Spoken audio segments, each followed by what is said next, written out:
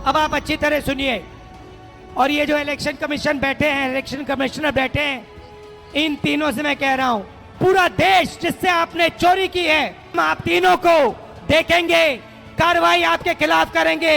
Election commission से मैं कहना चाहता हूं, पूरा देश आपसे एफिडेविट मांगने का काम करेगा। थोड़ा सा समय दे दो। हर स्टेट में, हर विधानसभा में, हर लोकसभा में हम आपकी चोरी पकड़ के देश को दिखाने जा रहे हैं। हलफनामा देना होगा या देश से माफी मांगनी होगी, तीसरा विकल्प नहीं है। तो अगर 7 दिन में हलफनामा नहीं मिला तो इसका अर्थ ये सारे आरोप निराधार हैं। अब आप अच्छी तरह सुनिए। रवीश कुमार, क्या हम ऐसा होता हुआ देख रहे हैं कि विपक्ष अब चुनाव आयोग को लेकर खुली लड़ाई में आ गया है? राहुल गांधी ने तीनों चुनाव आयुक्तों को ललकारा है, कहा है हम तीनों को देखेंगे।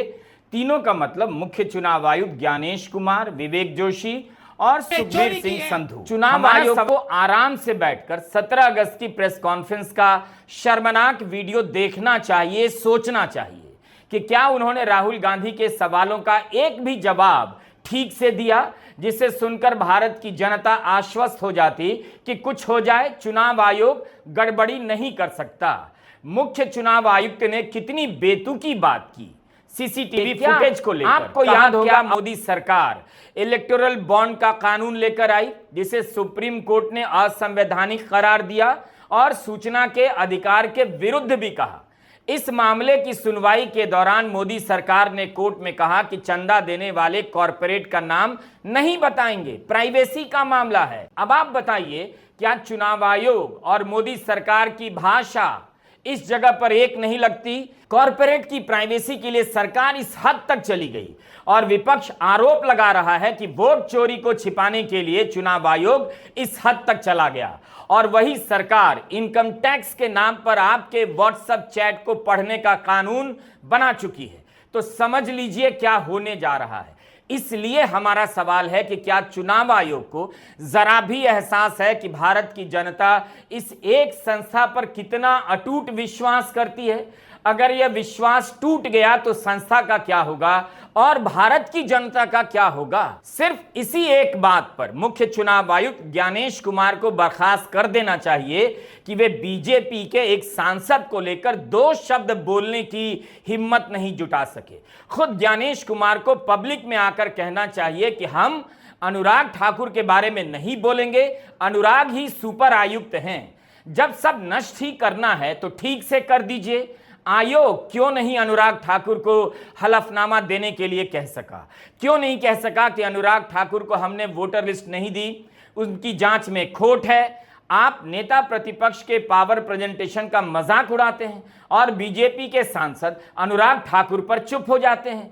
हम तो कहना चाहते हैं कि ज्ञानेश गुप्ता जी, अगर आपने भाजपा की सदस्यता ले ली है तो बता दीजिए इसमें शर्म की बात क्या है? इसमें तो कोई बहन और बेटियों का अपमान नहीं है। तो अगर आपने लिया है सदस्यता तो आप बता दीजिए। आप राहुल गांधी जी को चुनौती दे रहे हैं, आप विपक्ष के लोगों को चुनौती दे रहे हैं, लेकिन हमें पता है कि आपका स्क्रिप्ट जो है पीएमओ से होकर के आता है। जो नरेंद्र मोदी, अमित शाह कहते हैं वही ज्ञानेश गुप्ता जो है कहने का काम करता है। यह सवाल आपको पूछना चाहिए कि बिहार में एसआईआर को लेकर इतनी गड़बड़ियां सामने आई, राहुल गांधी को मिल जा रही हैं, लेकिन बीजेपी ने एक भी शिकायत नहीं की। क्यों नहीं की? बीजेपी इस मामले में क्यों चुप है? अनुराग ठाकुर पर आयोग क्यों चुप है? आपको जवाब मिल जाएगा। आपको याद होगा 2022 में रातों रात अरुण गोयल को चुनाव आयुक्त बनाने का फैसला हुआ। वे सचिव के पद से वीआरएस लेते हैं और 24 घंटे के भीतर चुनाव आयुक्त बना दिए जाते हैं। वही अरुण गोयल लोकसभा चुनाव के ठीक पहले अचानक इस्तीफा देते हैं और गायब हो गए जगदीप धनखड़ की तरह, किसी को कुछ पता नहीं। फिर 6 महीने के बाद खबर आती है क्रोएशिया के राजदूत बना दिए गए, जबकि इनकी नियुक्ति को लेकर सुप्रीम कोर्ट में चुनौती दी गई। तब सुनवाई के दौरान सुप्रीम कोर्ट ने पूछा था कि इतनी जल्दी इनके बारे में सब कुछ कैसे चेक कर लिया गया, इतनी जल्दबाजी क्यों की गई? उस समय सुप्रीम कोर्ट ने कहा था चुनाव आयुक्त ऐसा होना चाहिए जो प्रधानमंत्री की जांच करने की हिम्मत दिखा सके, यस मैन नहीं हो। क्या आपको लगता है भारत के चुनाव आयोग में हिम्मत है? 2018 में चुनाव आयुक्त के पद से अशोक लवासा ने क्यों इस्तीफा दिया? क्या आयोग को नहीं पता कि प्रधानमंत्री मोदी ने आचार संहिता का उल्लंघन किया? इस पर अशोक लवासा के सुझावों को स्वीकार नहीं किया गया, उनकी असहमति के नोट को रिकॉर्ड पर नहीं लाया गया, उन्होंने इस्तीफा दे दिया। यह आयोग के भीतर हो चुका है। चुनाव आयुक्त किसी बात से सहमत नहीं है, इसे रिकॉर्ड पर नहीं लाने देने का क्या मकसद हो सकता है? क्या इसलिए कि मामला प्रधानमंत्री मोदी से जुड़ा था? इसलिए राहुल गांधी बार बार कह रहे हैं जब सरकार बदलेगी तब सबकी जांच होगी, जो रिटायर हो चुके हैं उनकी भी होगी। आप हमारे वीडियो में बताए गए इन उदाहरणों के साथ राहुल गांधी के बयानों को समझिए, तस्वीर साफ नजर आ जाएगी। कई बार मौका आया मगर चुनाव आयोग हिम्मत नहीं दिखा सका। इसी लोकसभा चुनाव में सांप्रदायिक भाषण की शिकायत पर बीजेपी के अध्यक्ष को नोटिस दिया गया, जबकि भाषण प्रधानमंत्री मोदी का था। हर बात का एक ही जवाब है, कोई ना कोई नियम। चुनाव आयोग कब तक अपने आप को इन नियमों के पीछे छिपाता रहेगा? चुनाव आयोग को याद करना चाहिए कि 10 साल आज से पहले जो लोग उसकी कुर्सियों पर बैठे हैं, उन्होंने इस भरोसे को हासिल करने के लिए कुछ किया भी या तोड़ने का ही काम किया। चुनाव आयोग को स्वायत्त इसलिए नहीं बनाया गया कि वह एफआईआर की धमकी दे और हम जो कहें वही सच है, हम पर भरोसा करना ही होगा, इस तेवर के साथ चले। आयोग के कई जवाबों से लगा कि वह सत्ता की भाषा बोल रहा है, किसी एक व्यक्ति के लिए बोला जा रहा है। जैसे सब ईडी से डर गए, वैसे ही अब सबको ईसी से भी डरना होगा। अलग अलग भाषाओं में लिखा है वोट चोर इलेक्शन कमिश्नर्स। क्या इसी दिन के लिए ज्ञानेश कुमार, सुखबीर सिंह संधू, विवेक जोशी इस पवित्र पद पर आए कि उन्हें चोर कहा जाए? संसद परिसर में हर दिन विपक्ष के सांसद चुनाव आयोग चोर है का पोस्टर लेकर प्रदर्शन कर रहे हैं। चुनाव आयुक्तों को इसकी परवाह करनी चाहिए कि उन्हें चोर क्यों कहा जा रहा है। आज आयोग को शर्म आनी चाहिए कि उन पर रिगिंग के आरोप लग रहे हैं और वह नियम खेल रहा है। आयोग अभी तक विपक्ष को अपनी बात से क्यों नहीं समझा सका? संसद परिसर में विपक्ष के प्रदर्शन के दौरान पोस्टर पर लिखा है एसआईआर, साइलेंट इनविजिबल रिगिंग।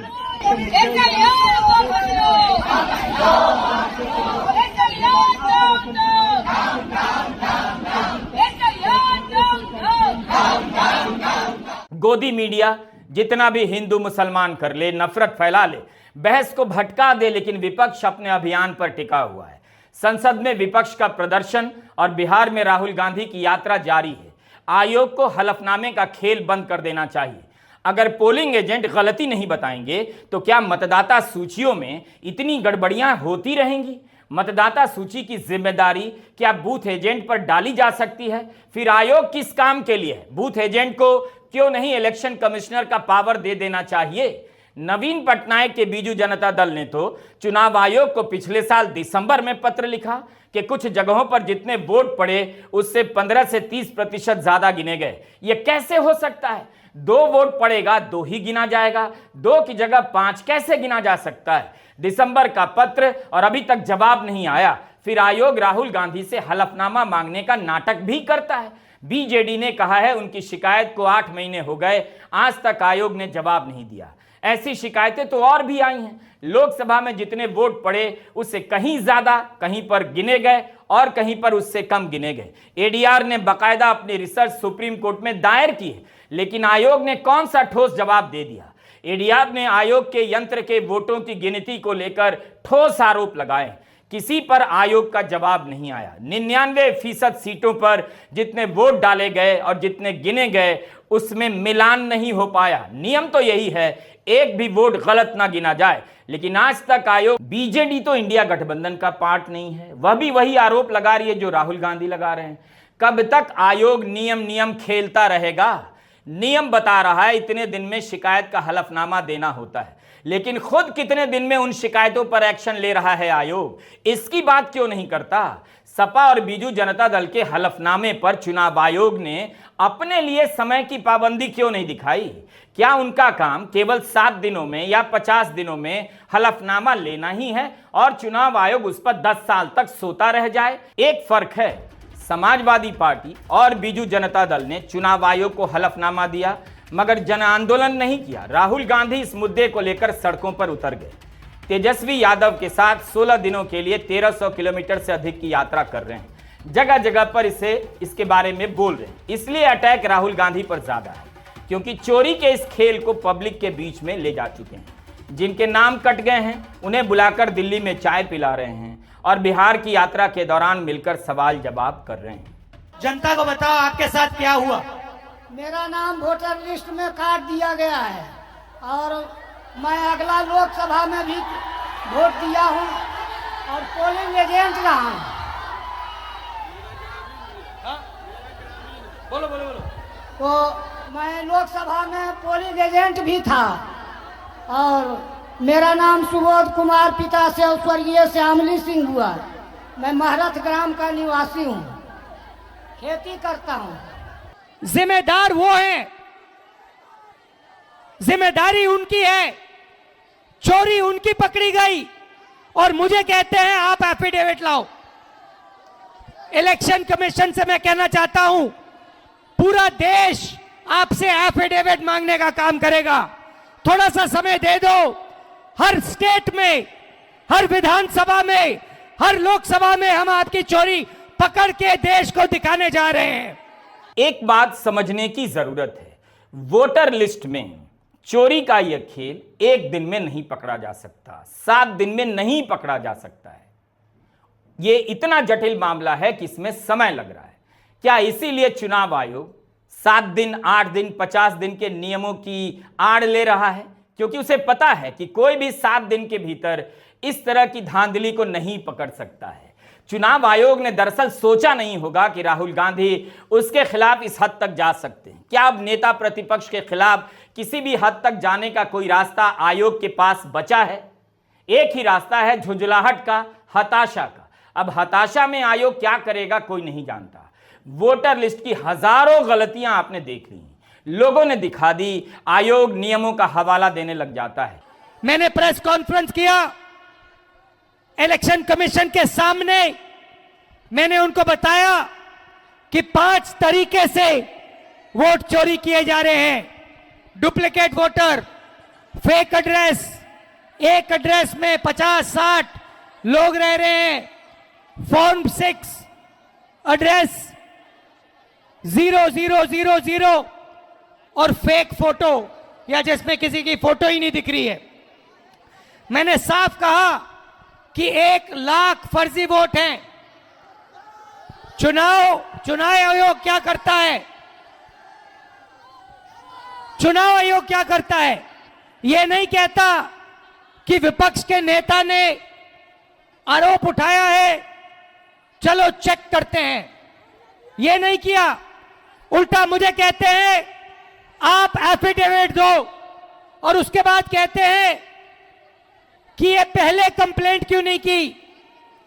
कहते हैं कि अगर 1 सप्ताह के अंदर आपने एफिडेविट नहीं दिया तो इस कंप्लेंट का कोई मतलब नहीं है। चुनाव आयोग ने खुद से ये गलती क्यों नहीं पकड़ी?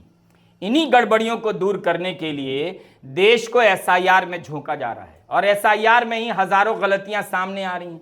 ऐसा नहीं है कि विपक्ष ने चुनाव आयोग से संवाद नहीं किया, अर्जियां नहीं दी, मुलाकात का समय नहीं मांगा। आपको एक घटना की याद दिलाना चाहता हूं, पता चल जाएगा कि राहुल गांधी को आज यह सब क्यों कहना पड़ रहा है और राहुल गांधी को यह बात क्यों कहते रहनी चाहिए। 2024 की इस प्रेस कॉन्फ्रेंस को याद कीजिए। कांग्रेस पार्टी के बड़े बड़े नेता आए थे। मुद्दा क्या था? आयकर विभाग ने कांग्रेस पार्टी के फंड को जब्त कर दिया। पुराने केस का हवाला देकर कई साल बाद कार्रवाई की। प्रचार का समय नजदीक था और एक राजनीतिक पार्टी का अकाउंट जब्त कर दिया जाता है। 10 साल से आप पढ़ रहे हैं बीजेपी को 5,000 10,000 करोड़ का चंदा मिल रहा है। क्या आयकर विभाग बीजेपी के फंड पर रोक लगाने की हिम्मत कर पाता? कांग्रेस को 3,500 करोड़ का नोटिस भेजा गया, 135 करोड़ का जुर्माना वसूला गया। क्या आयकर विभाग बीजेपी को नोटिस भेज सकता है, जुर्माना मांग सकता है? The Election Commission has not even said, wait a minute, you have frozen the bank account of the largest, of one of the biggest political parties, largest opposition in the country. And already our ability to fight the election has been damaged. We've already lost a month. As Makanji said, we are unable to get slots for advertising. We are unable to put ads in newspapers. And so what sort of a democracy is this? This is a criminal action on the Congress party. And it's a criminal action done by the Prime Minister and the Home Minister. It's very clear. This type of activity does not happen without them in today's India. चुनाव आयोग को बहुत कुछ याद दिलाने का समय आ गया है। 10 साल तक विपक्ष ने हताशा में चुप्पी साध ली, अब वो सड़क पर उतरकर बोलने लगा है। यह सब बातें जनता के बीच में ठीक से नहीं पहुंची क्योंकि खबरों को दबाया गया। क्या गोदी मीडिया ने इस बात को लेकर बहस की थी कि क्या आयकर विभाग बीजेपी के खाते को जब्त करने की हिम्मत कर सकता है? तो चुनाव के पहले एक मुख्य राजनीतिक दल का खाता क्यों जब्त किया गया? Please understand, this is not freezing of the Congress party's bank accounts. This is the freezing of Indian democracy. That is what is happening here. Okay, so we are unable, as the biggest opposition party, we are unable to take any action. There's no action we are able to take. We cannot send our leaders anywhere. We cannot book advertisements. We cannot do anything. What else is it if it's not an assault on democracy? Congress के नेता आयोग के दरवाजे पर गए, level playing field की याद दिलाने लगे। एक पार्टी कई हजार करोड़ के चंदे से लैस और एक पार्टी का बैंक अकाउंट जब्त। तो लोग क्यों नहीं पूछेंगे, चुनाव से पहले ही चुनाव को फिक्स किया जा रहा है। पूर्व चुनाव आयुक्तों के अखबारों में बयान छपे कि यह कार्रवाई लेवल प्लेइंग फील्ड के सिद्धांतों के विरुद्ध है। आयोग को दखल देना चाहिए। आयोग दखल दे सकता है, कम से कम आयकर विभाग से मिलकर पूछ सकता है कि यह कार्रवाई अभी ही क्यों करनी है। ऐसा क्या था जो चुनाव के बाद तक नहीं रुक सकता था? लेकिन क्या ऐसा हुआ? क्या उस वक्त आपने चुनाव आयोग को आगे आकर लेवल प्लेइंग फील्ड बहाल करते देखा कि चुनाव शुरू हो रहे हैं, सबको बराबर का मौका मिले? यह कार्रवाई बाद में भी हो सकती थी, मगर नहीं हुई। आपको पता है, किसी ने परवाह नहीं की। कहां है वो मामला आज? लेकिन उसी वक्त क्यों किया गया? आयोग उस वक्त नियम खेल रहा था। आखिरकार सुप्रीम कोर्ट में मामला गया, तब आयकर विभाग ने कहा लोकसभा तक कोई कार्रवाई नहीं होगी। कांग्रेस को खर्च करने की अनुमति मिली। तब तक चुनाव के कई दिन निकल गए और कांग्रेस प्रचार में पिछड़ गई। आखिर सुप्रीम कोर्ट तक मामले को क्यों पहुंचने दिया गया? पहले ही आयकर विभाग ने कार्रवाई क्यों नहीं रोकी? क्योंकि उसे पता था कि चुनाव आयोग सिर्फ नियम खेलेगा और दखल नहीं देगा। जैसे इस वक्त नियम खेला जा रहा है कि वोटर लिस्ट में गड़बड़ी उसकी जिम्मेदारी नहीं, राजनीतिक एजेंटों की है। इलेक्शन कमीशन और बीजेपी के बीच में पार्टनरशिप चल रही है।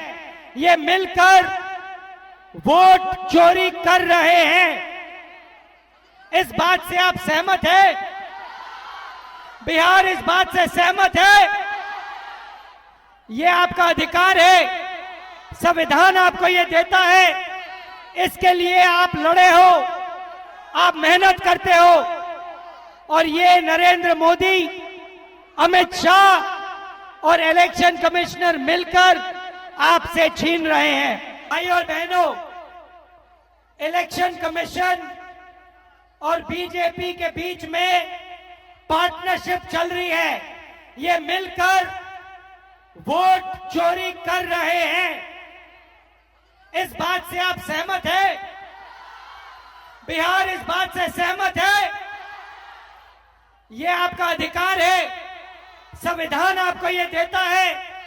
इसके लिए आप लड़े हो, आप मेहनत करते हो, और ये नरेंद्र मोदी, अमित शाह और इलेक्शन कमिश्नर मिलकर आपसे छीन रहे हैं। और अब बिहार में नए तरीके से वोटर चोरी, SIR, ये आपके आपके आंखों के सामने, देश के आंखों के सामने अब नए तरीके से चोरी कर रहे हैं।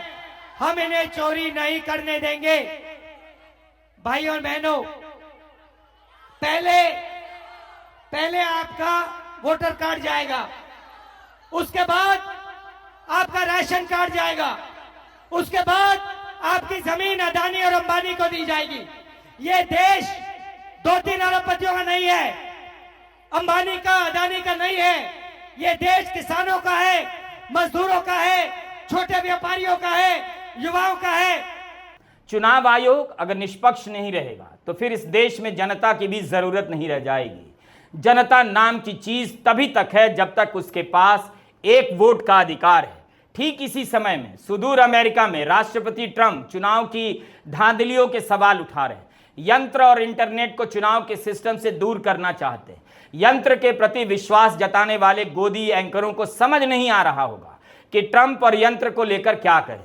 इतिहास ही यही रहा है। चुनाव आयोग चुनाव की प्रक्रियाओं के सहारे ही लोकतंत्र का गला अंतिम रूप से दबा दिया गया। लोकतंत्र को खत्म करने वाले हमेशा चुनावों के जरिए ही सत्ता में पहुंचते हैं, फिर चुनाव को हमेशा के लिए बदल देते हैं। इस पर बहस होनी चाहिए कि क्या भारत में चुनाव आयोग एक तरफा है, क्या चुनाव एक तरफा हो चुका है। मैं रवीश कुमार।